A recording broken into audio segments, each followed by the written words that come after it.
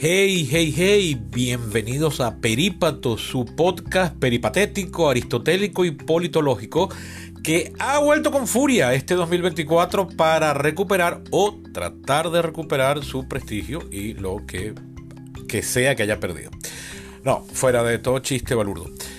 Bienvenidos, por supuesto, una vez más a Perípatos. Les habla su anfitrión y creador, Sebastián Cova, grabando desde Caracas, Venezuela. Quiero hacer una pequeña disculpa porque yo en el primer capítulo de esta temporada, el pasado 5 de enero, dije que la nueva fecha para estrenar capítulos iba a ser los viernes, a diferencia de lo que había sido tradición desde agosto del 20, que eran los lunes.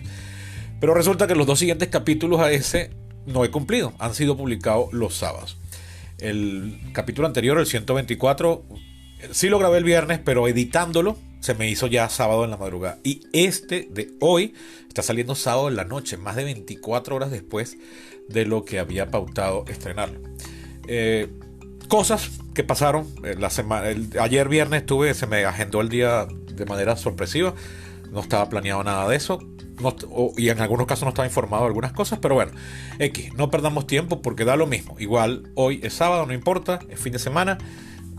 Vamos de una a entrar en materia, que es hablar de los resultados de los caucus de Iowa y seguir con la explicación de qué son y en qué consisten y qué esperar de las primarias en los Estados Unidos.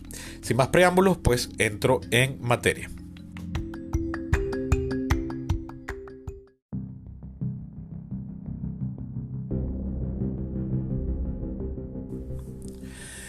Con más del 95% de los votos escrutados, la noche del lunes 15, Donald Trump había ganado fácil el caucus con más de 30 puntos de ventaja sobre sus dos competidores más cercanos, el gobernador Ron DeSantis de Florida y la exgobernadora y ex embajadora Nikki Haley.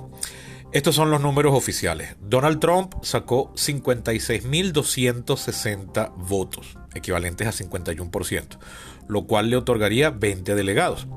Ron DeSantis, 23.420, es decir, 21,2% para 8 delegados. Nikki Haley, 21.085 votos o 19,1% para 7 delegados. Y Vivek Ramaswamy, 8.449 votos o 7,7%, lo cual solo le daba derecho a 3 delegados. Esa misma noche, Vivek Ramaswamy anunció el retiro de su candidatura. Hubo otros candidatos que también compitieron, pero no sacaron ni un solo delegado, entonces por eso ni los nombro. Ojo, el número de delegados es una estimación aún no oficial.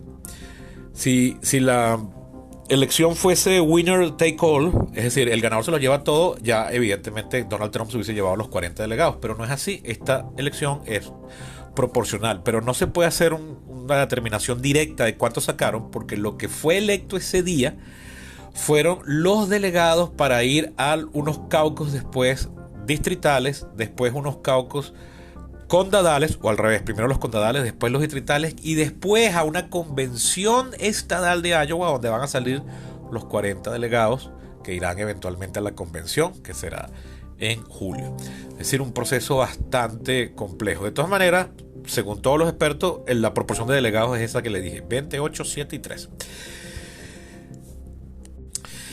Hay que hacer también una nota sobre el total de votos contados para cuando se recogieron estos datos. Recuerden que es poco más del 95%. No encontré nunca, haciendo este guión hoy, nunca encontré los resultados ya con 100% de las actas escrutadas, pero 95% es más que confiable.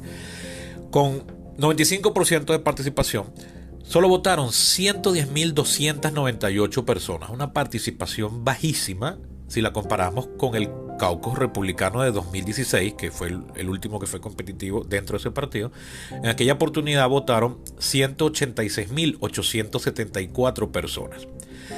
Si estos 110.298 lo ponemos en perspectiva del total de votantes, el número es más desolador todavía, porque en Iowa hay 718.901 personas inscritas en el Partido Republicano, de un total de 2.083.979 votantes registrados, lo que se traduce en que el porcentaje que escogió a Trump fueron solo el 7,1% de los miembros estadales de su partido y solo el 2,7% del total de votantes en todo el estado cuando sumas a los registrados como demócratas y como independientes. Nada de lo cual le resta mérito a su victoria, por supuesto, que además fue en 98 de los 99 condados y la más grande en la historia republicana del estado, cuando no tomas en consideración candidatos que no eran ya presidente en ejercicio, ¿no? También hay que hacer notar que aunque Trump ganó con clara y masiva ventaja, cuando uno suma los votos de sus tres contrincantes, los que obtuvieron delegado, y los considera como una sola intención antitrumpista, es decir, gente que prefiere cualquier otro menos Trump, las dos opciones están bastante parejas, porque sería 51 contra 49. Por otro lado, el gobernador de Florida, Ron DeSantis, sí quedó en un inesperado segundo lugar que desafió las encuestas de las últimas semanas, pero aún así consiguió apenas 2.335 votos más que Haley, es decir, 0,32% más. Y ella lleva los últimos meses subiendo en las encuestas, sobre todo en New Hampshire, donde una candidatura como la de DeSantis, que se ha pretendido ser trumpista sin ser Trump, no tiene tracción, definitivamente. Todo esto ha inducido, de hecho estaba leyendo ahorita que DeSantis sacó esta semana a todos sus operativos de New Hampshire y los mandó a South Carolina. Quizás como dando a entender que abandona su intención de voto en ese estado. No la candidatura, sino que se va a concentrar en otro estado, ¿no? Estos movimientos, el hecho de que DeSantis no levanta cabeza en New Hampshire, ha hecho que muchos expertos electorales republicanos o conservadores le esté pidiendo que se retire, empezando por la junta editorial del Wall Street Journal, que es quizás uno de los más prominentes diarios de derecha, entre comillas. O sea, ya saben muy bien que tengo resistencia a usar esas etiquetas, pero no me queda más remedio, de los Estados Unidos. Por cierto, diario de News Corp, la empresa fundada y dirigida por Rupert Murdoch, el gigante mediático de los conservadores estadounidenses, siendo que él es australiano, por cierto.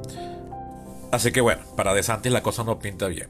Para cerrar el punto Iowa, sí, ok, Trump ganó, pero su porcentaje, 30 puntos de ventaja con su contrincante más cercano, pero cuando tú sumas la opción Trump y la opción no Trump, Trump no queda tan bien parado ahí. Pero ok, ganó y ganó con ventaja. Pero para cerrar este punto, porque Iowa es una cosa muy particular y el caucus, fíjate que yo hablé de votos, pero en realidad es un caucus, es un proceso que empieza a las 7, 8 de la noche y es una cosa discutiva, deliberativa, donde al final votan, sí, pero no sin que antes preceda el famoso caucus, que es como un cogollo, una discusión política. Este sistema a todos los que no somos gringos nos cuesta entenderlo. De hecho, a los mismos gringos les cuesta. Los que no son de un estado y estén acostumbrados, de un estado donde se haga caucus y estén acostumbrados a hacerlo. Entonces, para describírselo, me encontré un texto que me gustó mucho. Lo encontré el día martes en el electoralvote.com. Es un blog, una página ya consagrada. Estoy leyendo desde 2004. He hecho referencias a ella en el ciclo electoral pasado, el de 2020. Muy muy buena, he aprendido muchísimo por ahí y es bastante confiable. Ellos publicaron un texto escrito por una persona cuyas iniciales son BK, de Nueva York, que les describió cómo fue un caucus, pero en este caso demócrata, al que él asistió en 2020. Entonces, sin más preámbulos, se los voy a leer. La traducción la hice yo mismo. Disculpen de antemano si alguna cosa no se entiende bien, puede ser por mi traducción.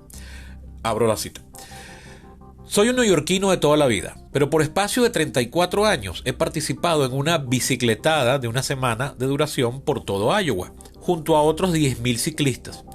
Y no importa a cuántas personas les haya preguntado, el caucus de Iowa me sigue pareciendo incomprensible. Por tal razón, en 2020 decidí finalmente ir a verlo con mis propios ojos.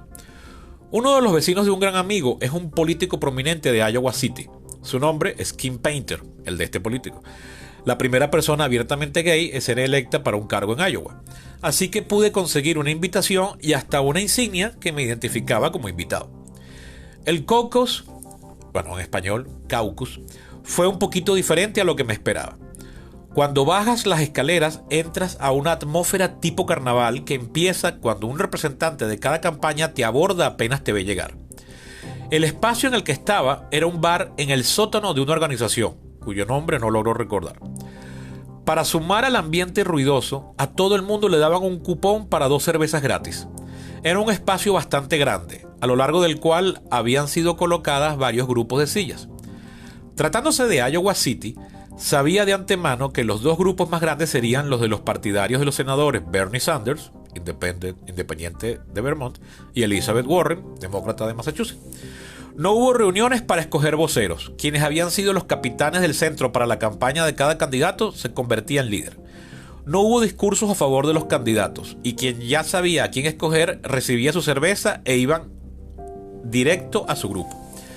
Otros daban vueltas por todos lados para hablar con los líderes de cada campaña, o con simples partidarios. Y había un área para indecisos, si es que había gente que quería permanecer como tal. Y entonces empezaron a votar, lo cual se hacía simplemente contando las manos levantadas. Después de la votación, aquellos cuyos candidatos no lo lograron tenían que decidir qué hacer ahora. Verdadera y sinceramente, rara vez he visto un grupo de personas tan deprimido como el contingente pro-Biden, quien llegó en un distante 5º lugar. Después de que se sentaron, bien melancólicos, casi todos se fueron sin haber escogido otro candidato. Uno de los grupos más optimistas y entusiastas era el de la senadora Amy Klobuchar, Democratic Farmer Labor de Minnesota. Cuando no lograron superar el umbral, permanecieron optimistas y casi todos se quedaron y encontraron otro candidato que apoyar. De hecho, la mayoría de ellos inmediatamente se unieron a los de Pete Buttigieg. El grupo más agresivo era el de la banda de Young, quienes hicieron un gran esfuerzo para que la gente se les uniera. Después de la segunda vuelta, todos estaban disponibles. Esto fue seguido por una especie de reunión, pero casi todo el mundo se fue para su casa. La única candidata que pareció estar marginada desde el comienzo fue Tulsi Gabbard, a cuyos partidarios no les dieron sillas. Postdata. Mientras volaba de regreso a casa, me senté junto al lado de un joven reportero investigador de Fox News. Como tengo amigos regados por todo Iowa, nos la pasamos mandándonos mensajes de texto con los conteos de delegados de un montón de centros electorales. Cuando el investigador escuchó esto, me preguntó si podía darle la información, lo cual hice, y él inmediatamente lo envió a Fox. Al día de hoy, algunos de mis amigos siguen molestos por haber ayudado a Fox. Fin de la cita. Como se pueden dar cuenta, se trata de una institución arcaica con 0 posibilidades de ser replicada en cualquier otra parte, incluso dentro de los Estados Unidos mismos. Fíjense como ese neoyorquino, el que escribió eso que acabo de leer, arranca confesando que él jamás la había entendido e incluso cuando fue testigo presencial no paraba de sorprenderse. Y por cierto, hablando de Iowa, ¿qué pasó con el otro bando? ¿Quién ganó la primaria demócrata? Pues bien, resulta que, como les dije en el capítulo 124, es decir, el anterior a este, con los años se han acumulado muchas críticas que se enfocan en que Iowa y New Hampshire son estados muy poco diversos, pero con una influencia muy grande en el proceso de escoger el candidato. Y el Partido Demócrata, que quiere ser más sensible e identitario que nadie, se plegó a esta demanda, queriendo que South Carolina o Carolina del Sur, un estado con una considerable población negra, ahí son el 28% de la población, fuese quien abriese la temporada. En New Hampshire, la ley del estado de New Hampshire y el gobernador republicano se los impidió, pero en Iowa llegaron a un compromiso entre el partido local y el nacional para que el caucus cerrase con una votación postal, es decir, por correo, que se estarán recogiendo las cartas con los votos entre el 12 de enero y el supermartes, es decir, el 5 de marzo. Se espera que el presidente en funciones, Joe Biden, sea el ganador. Es decir, eso va a tomar más de 2 meses, o casi 2 meses, en darse ese caucus. Por lo cual nos podemos mover, cerrado ya Iowa, podemos movernos a hablar del siguiente estado que va a tener una primaria, que es New Hampshire. Vamos para allá.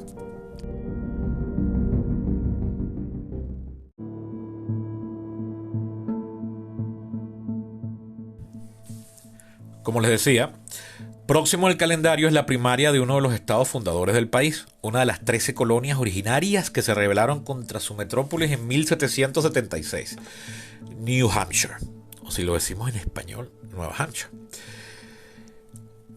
Este sí es un evento electoral convencional como los que se practican en todas partes del mundo. Esas en las que uno va, entra, se chequea, vota y se va.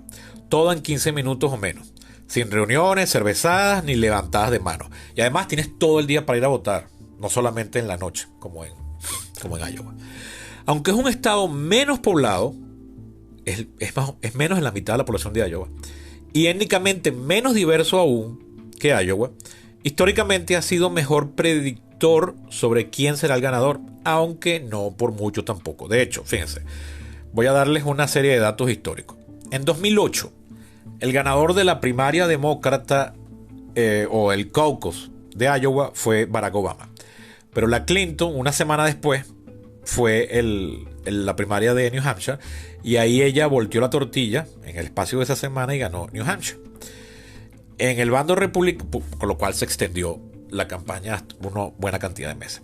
Entre los republicanos, ese mismo año, el 8, el ganador del caucus de Iowa fue Mike Huckabee, quien venía de ser gobernador de Arkansas.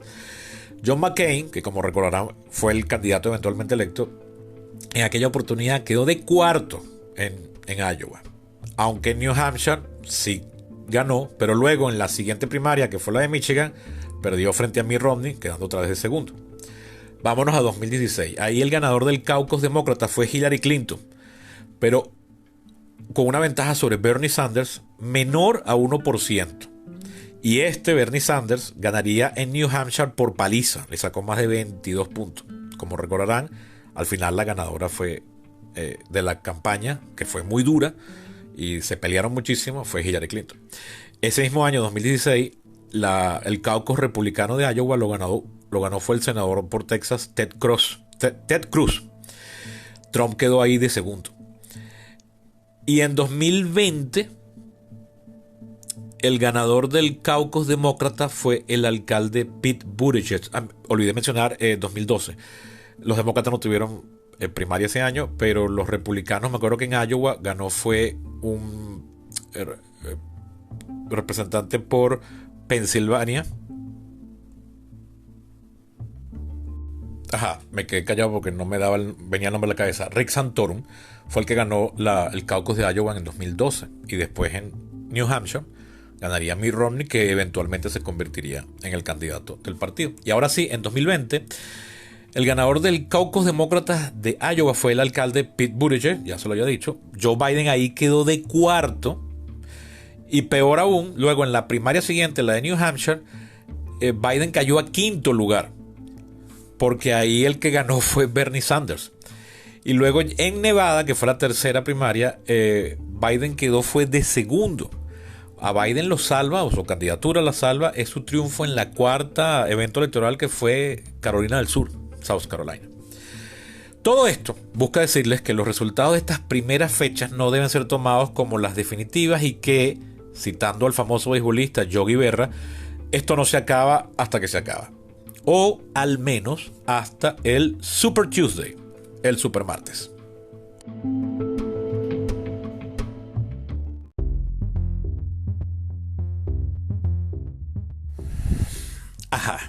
Segunda vez que menciono esa cosa llamada el Super Martes o Super Tuesday. ¿Qué es eso? Esto debería hablarlo más adelante cuando nos acerquemos a tal fecha, pero como no quiero hacer toda la temporada de este año hablando de las primarias en los Estados Unidos, quiero moverme a otros temas, voy a aprovechar de ir adelantando otra vez, y sirve como una explicación macro de cómo funcionan las primarias. Pues bien, ¿en qué consiste? Resulta que desde 1976, que es cuando los dos partidos ya hicieron primarias, los medios de comunicación han dado en llamar de esta forma Super Martes, Super Tuesday, al día en que, por coincidencia y no por acuerdo, un grupo numeroso de estados tienen sus primarias o caucuses, o sea, sus eventos electorales. Recuerden que en los Estados Unidos es tradicional que los días de las elecciones son los martes. La fecha varía de un ciclo a otro y no es un término oficial, simplemente una práctica que se hizo costumbre y que, de hecho, al principio no era un solo día, sino varios repartidos a lo largo de los primeros meses de la campaña. Por ejemplo, en 1984 hubo no uno, sino 3 supermartes. Y recuerden que ese es un término acuñado por la prensa. Siendo el tercero de aquellos en el que coincidieron la mayor cantidad de estados, pero entonces solo fueron 5.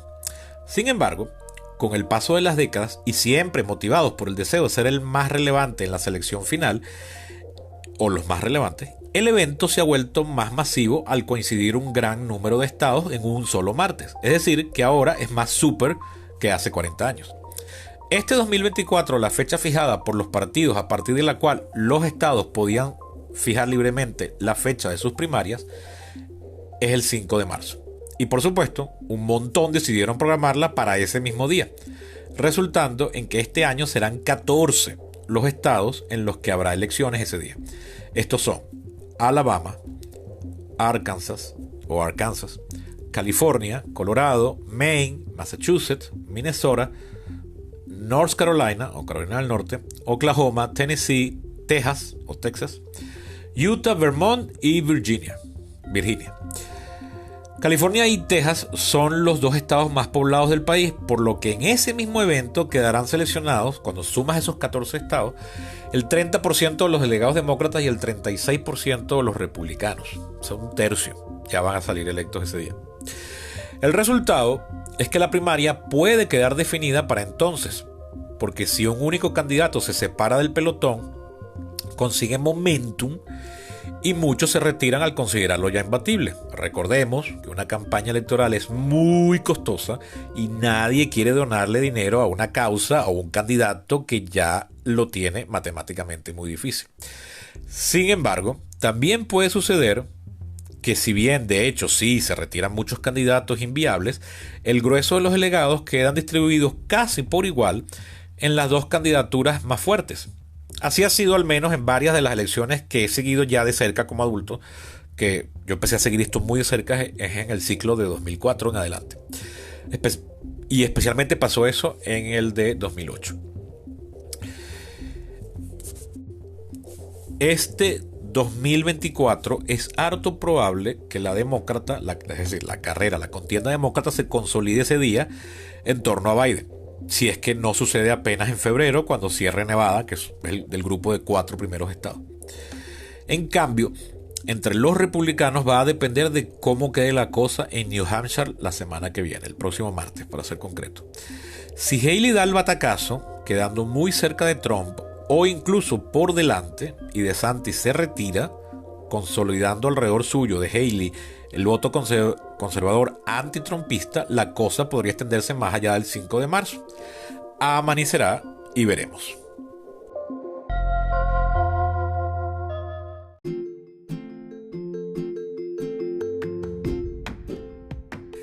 Y bien, eso ha sido todo por hoy. Como ven, no había mucho material. Sí, Trump ganó, pero no es un ganó por mucho, pero debió haber ganado por más, dado que Trump fue presidente, pues es bastante popular dentro de su partido.